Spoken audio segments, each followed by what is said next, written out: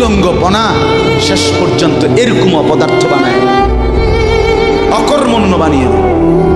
হযরত আব্দুল্লাহ ইবনে আব্বাস রাদিয়াল্লাহু তাআলা আনহু বলেন, প্রত্যেকটা গুনাহ মানুষকে দুর্বল করে দেয়। আপনি যতবার নারী দেখবেন ভিন নারী, খোদার কসম আপনার শক্তি সামর্থ্য দুর্বল।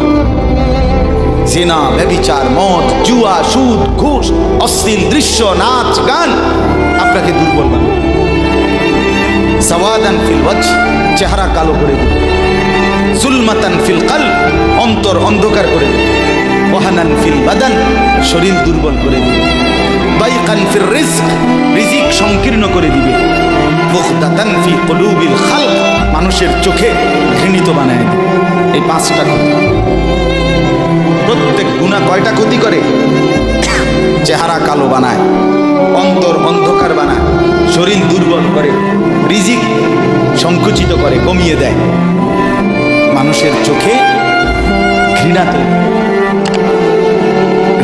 আপনি দুইটা ছেলে একসাথে মনে করেন বিড়ি খায়, সিগারেট খায়, গাঁজা খায়, একসাথে হেরা 24 ঘন্টা চলে, একসাথে মোবাইলে ছবি দেখে, নাচ দেখে, ভিডিও দেখে, অস্থির। এরকম দুইজনের আলগা করে একজনের জিগান, তোর লগের হেতে কেমন, হেতে কি করবো? উনি জোনায়েদ বাগদাদ কথা বলেন না, এ বলবো এটা নাকি? সে বলবো যে অসভ্য।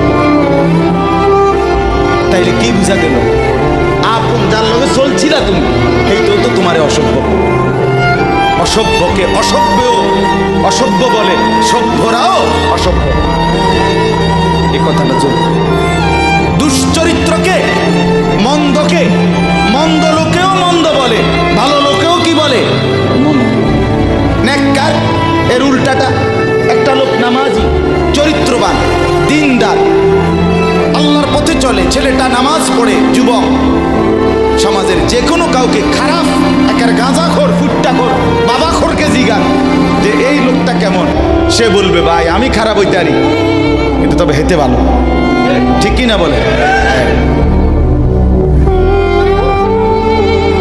এজন্য প্রিয় বন্ধু, আবারও বলছি, বাপ জিন্দেগি নষ্ট করেন, হায়াতের কদর করেন, জীবনের কদর করেন, জীবন সুন্দর করেন।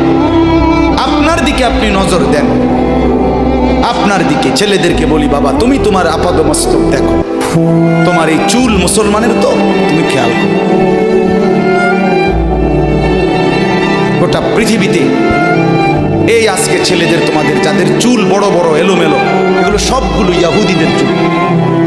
আর এই ইহুদির, এই জালেম ইসরায়েলের এই ইহুদিরা বলছে গাজা, ফিলিস্তিনের মুসলমানের এরিয়াকে 24 ঘন্টার মধ্যে বলছে ছেড়ে দিতে।